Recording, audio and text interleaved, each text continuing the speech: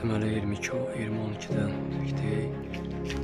hal-hazırda bax, günəş batımından sonra 18:30-dan başladı bütün qara doymuş.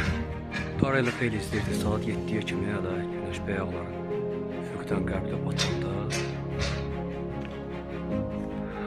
Qərbdə batanda tamamilə günəşin üfüqündə yayılım artırılırsa, yarım saat saat 7, axşam 7-sə yarısı.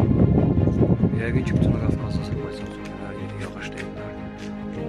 Dünən gecədən də sərinləş, dünən də gecə meh var idi, günəşə kilo var əslində külək. İndi hava temperaturu hələ soyub 20 dərəcə. Yəni belə doymuş buludlar var. Yəqin ki, gecə yağması aralarsa yağar, axşamın zaten yağması.